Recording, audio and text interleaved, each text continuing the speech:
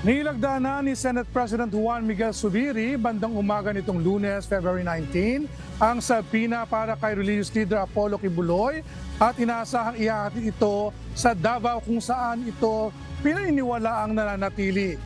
Inatasan sa nasabing sabina ang religious leader na humarap sa Senado kahapon sa pagpapatuloy ng pagdinig ng Senate Committee on Women, Children, Family Relations and Gender Equality.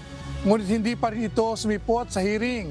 Gayunpaman, ayon sa opisina ni Senator Riza Ontiveros, nananatili ang sabina hanggang sa mga susunod na pagdinig.